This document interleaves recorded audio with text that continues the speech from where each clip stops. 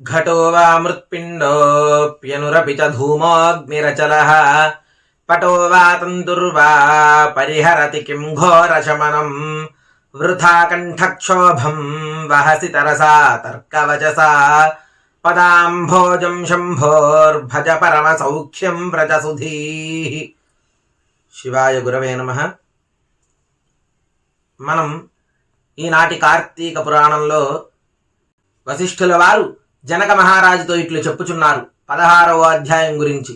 ఓ ఈ జనక మహారాజా, దామోదరునకు ప్రీతికరమైన ఈ కార్తీక వ్రతమును చేయని వాడు కల్పాంతము వరకు నరకమును పొందునయ్యా. ఈ కార్తీక మాసము నెల రోజులు నియమముగా తాంబూల దానము చేయువాడు జన్మాంతరమందు వాస్తవముగా భూమికి ప్రభువవుతాడు. కార్తీక మాసమందు నెల రోజులు పాడ్యమి మొదలు ఒక్కొక్క దీపమును హరి సన్నిధిలో వెలిగించిన వాడు పాపాలను పోగొట్టుకుంటాడు, వైకుంఠమునకు చేరుతాడు. కార్తీక మాసమందు పౌర్ణమి నాడు సంతానమును కోరి సూర్యుణ్ణి ఉద్దేశించి స్నానము దానము చేయవలేను. అనగా అట్లు చేసిన ఎడల సంతానము కలుగునని భావము. కార్తీక మాసమందు హరి సన్నిధిలో టెంకాయ దానము చే దక్షిణ తాంబూల సహితముగా చేయువానికి సంతాన విచ్ఛేదము ఉండదు, రోగము ఉండదు, దుర్మరణము ఉండదు. కార్తీక మాసమందు పౌర్ణమి నాడు హరి ఎదుట స్తంభదీపమును పెట్టువారు వైకుంఠవతి అగును. కార్తీక మాసమందు హరి సన్నిధిలో స్తంభదీపము అర్పణ చేసిన వానికి గలిగెడి పుణ్యమును చెప్పుటకు నా తరము కాదయ్యా అని వశిష్ఠుల వారిట్లు చెప్పుచున్నారు. కార్తీక మాసమందు పౌర్ణమి రోజున స్తంభదీపమును చూచు వారి పాపములు సూర్యోదయమందు చీకటి వలె నశించునయ్యా. కార్తీక మాసమందు స్తంభమును సమర్పించని వాడు నరకము నుండి విడుదలవడు. స్తంభదీపమునందు శాలిధాన్యము వ్రీహి ధాన్యము నువ్వులు ఉంచి దీపము పెట్టవలెను. శిలతో గాని కర్రతో గాని స్తంభమును చేయించి దేవాలయం ఎదుట పాతి దానిపైన దీపము పెట్టువాడు హరికి ఎంతో ప్రీతివంతుడు.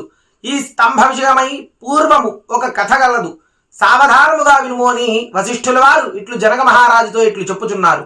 ఓ ఈ జనక మహారాజా, మతంగ మహాముని ఆశ్రమము అనేక వృక్షాలతో కూడినది. ఆ ఆశ్రమం నందు ఒక విష్ణు ఆలయము కలదు. ఆ ఆలయము చుట్టూతా వనముండెను. కార్తీక వ్రతపరాయణులై మునీశ్వరులు అచ్చటికి వచ్చి విష్ణువునకు షోడశోపచార పూజలను చేసి మాసమందయు పూజించి ఉన్నారు. వారు అత్యంత భక్తియుక్తులై హరిద్వారమందు దీపమాలలు సమర్పించారు, వ్రతములు చేశారు. అందులో ఒక మునీశ్వరుడు ఇట్లు పలికాడు, మునీశ్వరులారా వినుడు. కార్తీక మాసమందు శివును ముందు స్తంభదీపమును ఉంచువాడు వైకుంఠమును చేరుతాడు. కాబట్టి మనము ఆలయ ముందు స్తంభదీపమును పెట్టుదము. ఈ దినము కార్తీక పౌర్ణమి అయి ఉన్నది. ఈ దినము సాయంకాలము స్తంభదీప దానము హరికి అత్యంత ప్రీతికరము. స్తంభమును చేయించి కార్తీక మాస పౌర్ణమి నాడు సాయంకాలమందు దాని యందు దీపమును పెట్టువారి పాపములు నశించి వైకుంఠమునకు చేరుతారు. వారందరూ ఆ మాట విని స్తంభదీపమును సమర్పించుట యందు ప్రయత్నము చేసి ఉన్నారు. రాజా, ప్రయత్నించి దేవాలయము ముంగిట దగ్గరలో కొమ్మలు ఆకులు లేని ఒక వృక్షముల యొక్క మొద్దును చూచి ఉన్నారు. కార్తీక వ్రత సముత్సాహులైన వారందరూ కలిసి ఆ స్థానమునందు శాలివ్రీహి తిల సమేతముగా దీపమును నేతితో వెలిగించారు. ఆనందించి తిరిగి దేవాలయముకు వచ్చి హరి కథను చెప్పుకున్నారు. కథ చెప్పుచూ ఉండగా దేవాలయం ఎదుట చటచట అనే శబ్దములు కలిగి స్తంభ దీపము నశించి అందరూ చుచుచుండగానే ఆ స్థానువంతయు పగిలి భూమి యందు పడింది. అందుండి దేహమును ధరించిన ఒక పురుషుడు బయటికి వచ్చాడు. అంత మునీశ్వరుడు కథను చాలించి దేవాలయము నుండి బయటకు పోయి చూచి ఆశ్చర్యముంది. అయ్యో అయ్యో అని ధ్వని చేయుచు ఒక పురుషుని చూచి, ఓయి నీవెవ్వడు, ఏ దోషము చేత ముద్దుగానున్నావు, ఆ విషయమునంతయు త్వరగా చెప్పుము. రాజా, మునీశ్వరుడు ఇట్లు అడుగుగా పురుషుడు ఇట్లు చెప్పుచున్నాడు. వారికి మునీశ్వరులకు దండ ప్రణామం ఆచరించి సంతోషముతో అంజలి ఘటించి ఇట్లు చెప్పుచున్నాడు. ఓ బ్రాహ్మణోత్తములారా, నేను పూర్వమందు బ్రాహ్మణుడును, రాజ్యమును పాలించువాడును. ధనము, గుర్రములు, ఏనుగులు, రథములు, కాల్పండులు మొదలైన సమస్త సంపత్తులు కలిగియు దయాశూన్యుడినై దుష్టవర్తన కలిగిన వాడిని. నేను వేదశాస్త్రములను చదవలేదు, హరి చరిత్రను వినలేదు, తీర్థయాత్రలు పోలేదు, స్వల్పమైనను దానము చెయ్యలేదు, దుర్బుద్ధితో పుణ్యకర్మ చెయ్యలేదు. నిత్యము నేను ఉన్నతాసనమునందు కూర్చుండి వేదవేత్తలు, సదాచారవంతులు, పుణ్యపురుషులు, దయావంతులు, సదాశ్రయ కాములు అగు బ్రాహ్మణులను నా ముందు నీచమైన ఆసమునందు కూర్చుండ నియోగించి వారికి అభిముఖముగా పాదములను చాచి ఉండువాడును.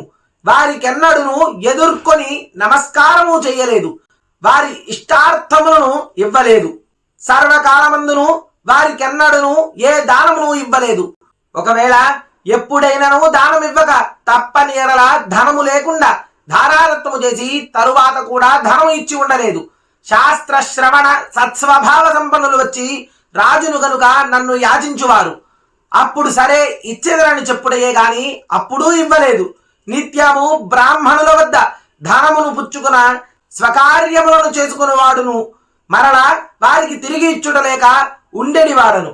నేనిట్లు దుర్బుద్ధితో దినములు గడిపి తిని ఆ దుష్కృత కర్మ చేత చచ్చి నరకమునందు అనేక యాతనలను అనుభవించి తిరిగి భూమి వద్ద 52,000 మారులు కుక్కగా జన్మించి తిని, అనంతరము 10,000 మారులు కాకిగా పుట్టి తిని, ఆవల 10,000 మారులు తొండగా జన్మించి తిని, పిమ్మట 10,000 మారులు పురుగుగా నుండి మలాశిని ఉంటిని.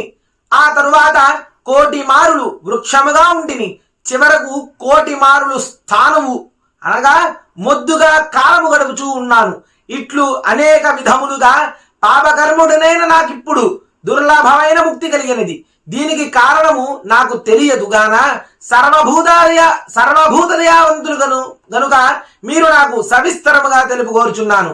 మీ దర్శనము వలన నాకు జాతి స్మృతి కలిగినది. ఓ మునీశ్వరులారా, నా పూర్వ పాపమిట్టిదని పలికి వాడు ఊరుకుండెను. మునీశ్వరులిట్లు విని వారిలో వారు ఇట్లు చెప్పుకొనసాగిరి. కార్తీక మాస ఫలము యథార్థమైనది, ప్రత్యక్ష మోక్షమిచ్చినది, రాతికి కొయ్యకు కూడా మోక్షమినిచ్చినది. అందును ఈ పూర్ణిమ సమస్త పాతకములను నశింపజేయును.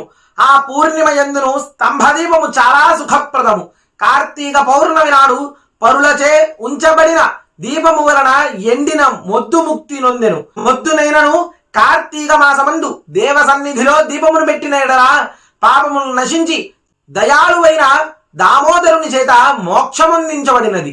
ఇట్లు వాదమును చేయు వారితో ఉద్భూత పురుషుడు తిరిగి ఇట్లన్నాడు: జ్ఞానవేత్తలైన మునీశ్వరులారా, దేని చేత మోక్షము కలుగును, దేని చేత బద్ధుడగును, దేని చేత ముక్తుడగును, దేని చేత ప్రాణులకు ఇంద్రియములు కలుగును, మోక్ష ప్రాపకమైన జ్ఞానమెట్లు కలుగును, ఈ సర్వమును నాకు చెప్పండి.